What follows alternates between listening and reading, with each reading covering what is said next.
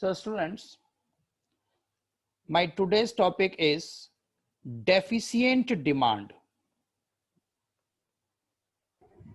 Deficient demand. It means less demand. So how would you know that demand is less or more? So to know that demand is less or more, you should know what should be the proper demand or ideal demand for the economy. So what each and every economy want? So each and every economy want that it should get full employment level.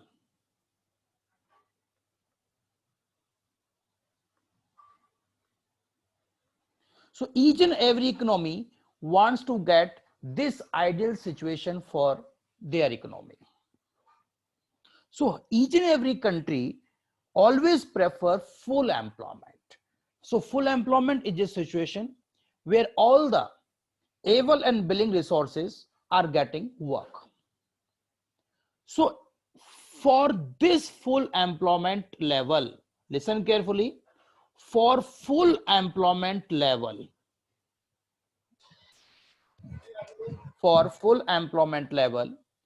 if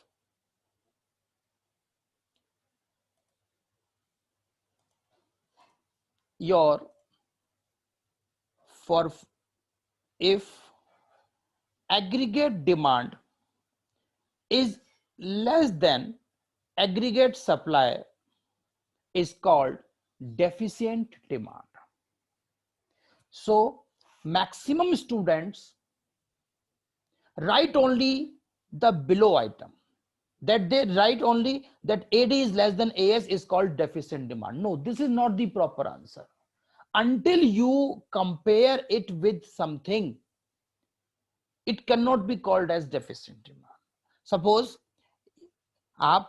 you say that this is a small line. How would you say that this small line? Can you say that this is a small line? You cannot say this is a small line unless you should know the proper one. कि अगर आप कहते हैं कि ये line कितनी होनी चाहिए 2 इंच या 2 सेंटीमीटर 1 फीट या कुछ तो आइडियल होना चाहिए. आप कैसे कह सकते हो स्मॉल है? कह ही नहीं सकते आप स्मॉल है जब तक कि आप किसी चीज से इसको कंपेयर ना करो.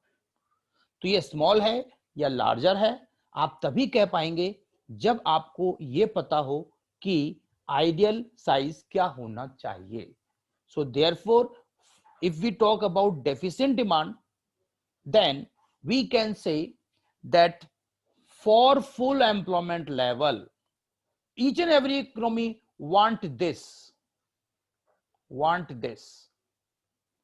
So for this full employment level, if aggregate demand is less than aggregate supply, is called deficient demand.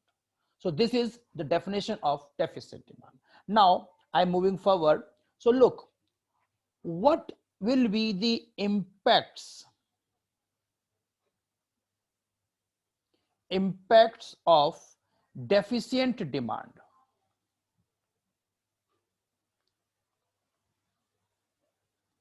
Impacts of deficient demand.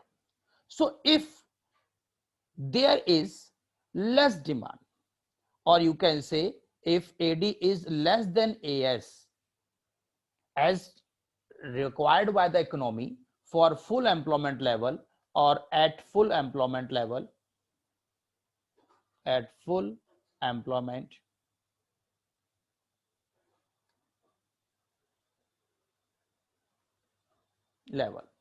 is less than AS. So what would be its impacts on? First is output or production. So what would be the effect on output or production? So if there is already a less demand in the economy, people are not wanting more goods. So what if you would be a producer? So would you like to increase production if you have already store in your godown? No. That means your output will tend to fall because you have already output in your store or go down and people are not demanding for that, then you will not produce further. So as a result, your output will decrease because you have already unsold stock in your go down. So result is your output will decrease. And the second concept is that effect on employment.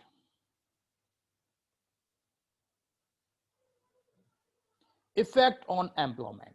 So what will be the effect on employment? Suppose if there is a less demand and we are already decreasing the production.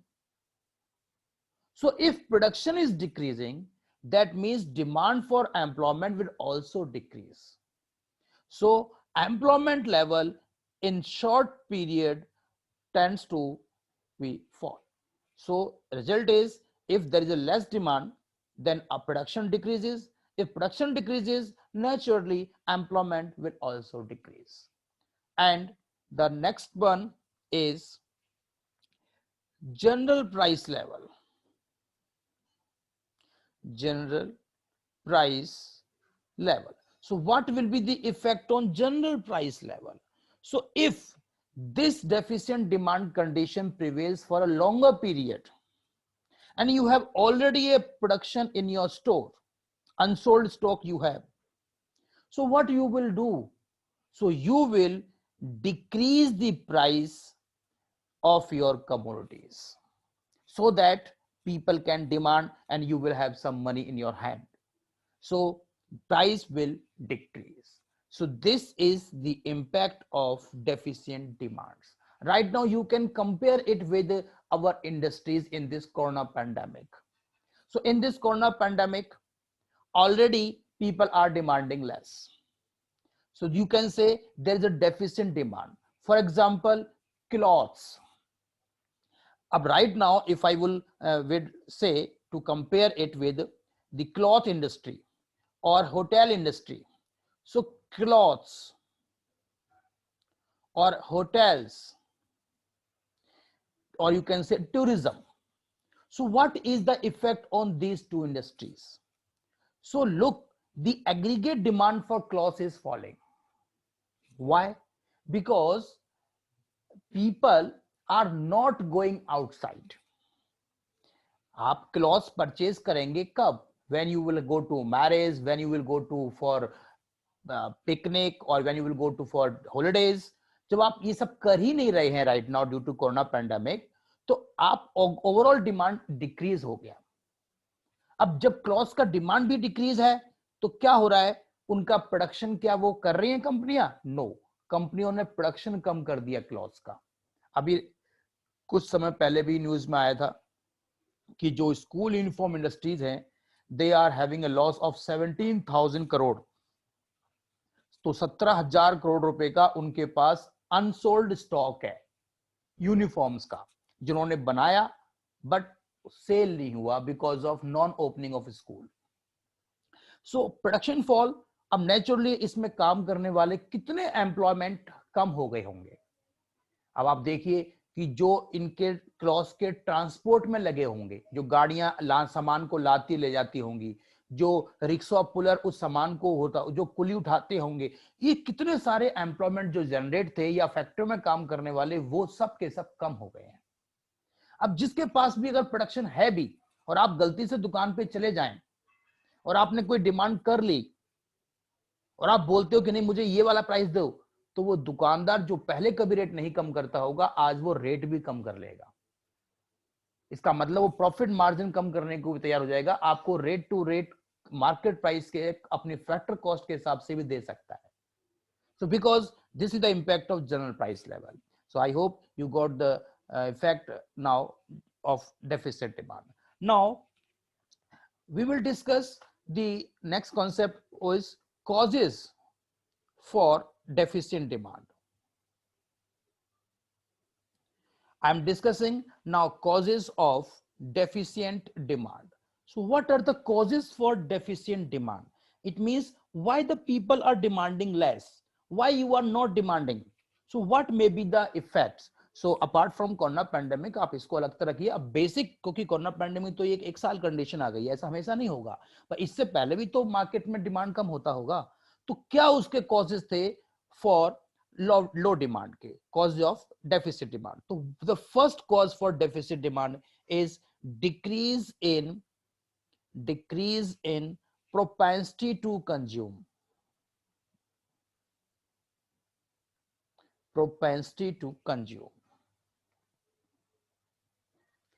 I have explained the propensity to consume, and propensity to consume states how much you consume out of your income. So that means if your propensity to consume is decreasing, that means your consumption is decreasing. If consumption decreases, so the economy will have deficit demand because you are not consuming according to the demand. So the first cause is decrease in propensity to consume. Now the second point, for increase in taxes. Increase in taxes. Suppose government increases GST, increase in GST. If government increase GST, so what will impact? So GST will increase to increase in price. GST rise होगा तो price rise हो जाएगा. If price increase, so demand will decrease. And suppose there is an increase in direct tax by government. So if government increase direct taxes, then the disposable income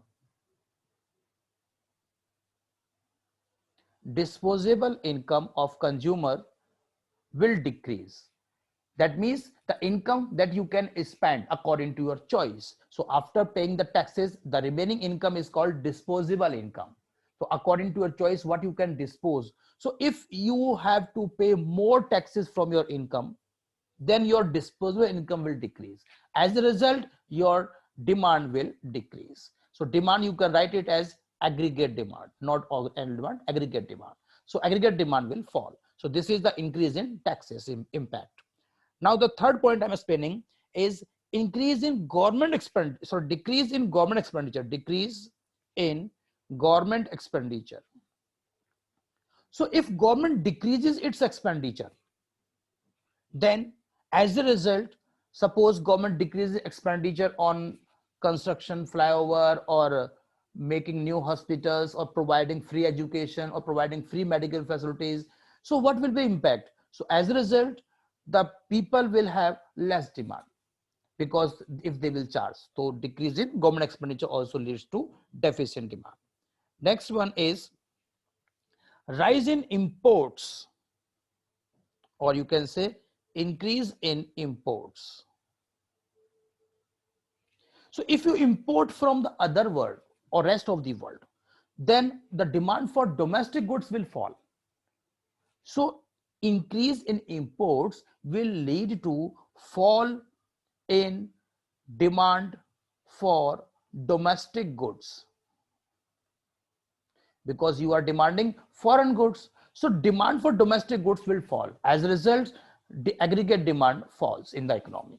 So this is the next causes. And the next one is decrease in investment. Decrease in investment. So decrease in investment. Naturally, if there is a fall in demand, that means economy is in having a phase of recession. So if there is a recession, then you will naturally have less demand. So your aggregate demand will fall if investment decreases. And the next point is decrease in exports. Decrease in exports.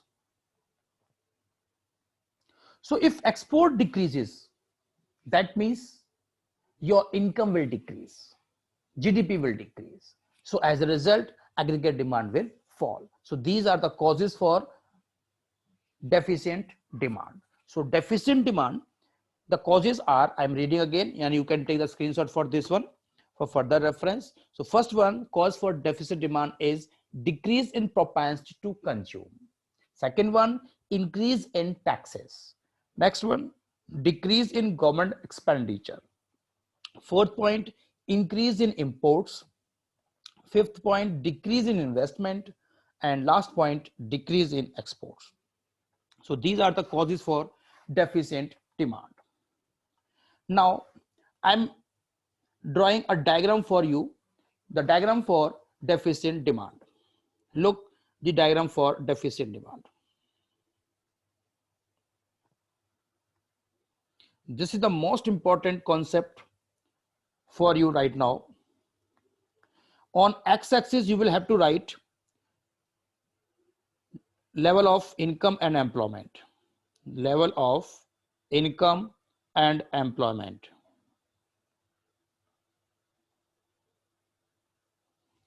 For y-axis, write here total expenditure in form of aggregate demand or aggregate supply. So first of all, what you need to represent in this diagram, so you need to represent that AD is less than AS for full employment level. So that means you will have to draw aggregate demand and aggregate supply. So what is aggregate demand and aggregate supply? So look, first of all, you know that aggregate supply is always a 45-degree angle like this one. This is your aggregate supply. Now aggregate demand, I have also told you how the aggregate demand is made. So this is, let's say, your aggregate demand. Now suppose, listen carefully and look the diagram. Suppose this is the main equilibrium level, E. This is, you can say, M point. This is the desired AD, or don't write it AD again. This is desired. It means you want to have this AD for full employment level. So you can write it as here, at this is equilibrium level, or this is full employment level. This M point here representing full employment level. So this is full employment level, M point. Now economy wants to achieve this AD, but unfortunately aggregate demand falls short in corresponding to full employment level. So your aggregate demand is like this one. Draw it as dotted. I am using color plus dotted line, so you don't use color. You will have to write it as dotted line. This is AD1 and this is the actual AD. This is the actual AD. Means आप चाहते थे कि demand economy में AD हो, but demand है AD1. So that means there is a less demand in the economy. So how much it has less? So suppose this is the level full employment equilibrium. Full employment equilibrium level. E point. Now this is the again equilibrium here, E1. Let's say this N point. So your full employment should be at M, but it is again falling before the full employment level. So you have this E to F. This shortage is called deficient demand. Deficient demand. So shortage, so deficient demand is here AD minus AD1 equals to EF. So the gap EF is called deficient demand. So because what you need and what you get, you need AD, you get AD1. So how much you fall short? So difference of this is called deficient demand. So you can also say that how this can be measured? So this deficient demand is also known as deflationary gap. Deflationary gap. So deflationary gap is nothing. It is just a tool to measure deficient demand in the economy. So this gap is also known as this gap. Look at this gap. This gap is also known as deflationary gap. So this is also termed as deflationary gap. So what you can have at these points. So look, I'm making some more points here. At this level, you can have only voluntary unemployment.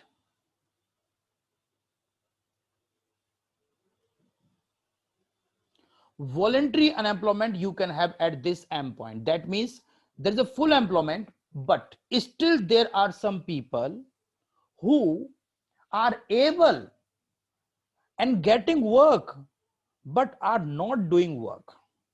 So if a person willingly not doing work, they will be called as voluntary unemployed. So at full employment level, we can also have voluntary unemployment. So, but at this endpoint, look at this endpoint. Here we will have only involuntary unemployment. Here we will have involuntary unemployment. So at end point, there are some people who wants to work at prevailing wage rate, but are unable to find work.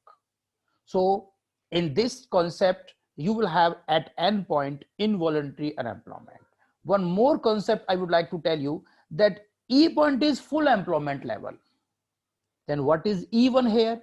So E1 is called, E1 is under the full employment level.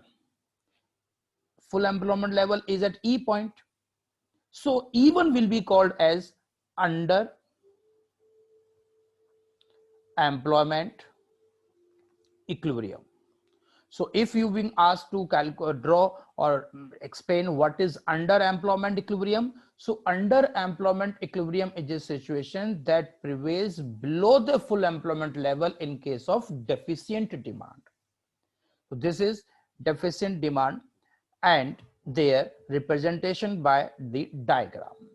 I have explained to you a very unique or very simple way and very elaborately also. If you will remember all these things, then you will sure be able to write about the deficient demand. Now, so look, the diagram for deficient demand and deflationary gap are the same concept. Just be remember that deflationary gap is just a measurement of deficient demand.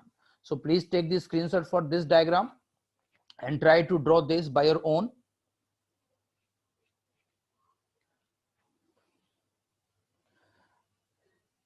Now I'm explaining about the theory portion for this. So look, the theory portion of this diagram that has been given to you, or even in my book. So if you want to buy my book, it is available on Flipkart also. Move Fast with Economics, and all the notes have been taken. Even if I say that the book has been made from my notes. So this is the question.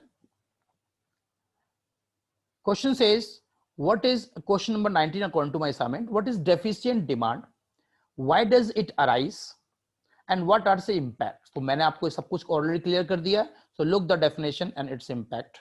Plus, now, so deficit demand refers to a situation where aggregate demand in the economy is lower, means less than aggregate supply at full employment level. Don't forget to write this full employment level.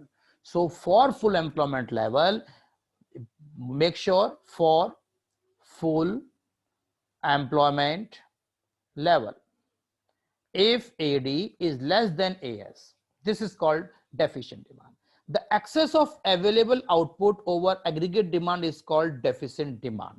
Since deficient demand causes deflation in the economy. It is also called as deflationary gap. So what the causes, I have explained to you causes, that fall in consumption, household consumption expenditure in the economy. So if the consumption decreases, then deficit demand may be possible. Fall in investment, cut in government expenditure, and increase in taxes by government, and decrease in export demand. And plus impacts, what I told you about the impacts are not here. So impacts output, employment, and price. So impact is all falls. In deficit demand, output falls, employment falls, plus price also falls, general price level. As a result, if this condition prevails for a longer period, is called depression. So depression means less demand in the economy.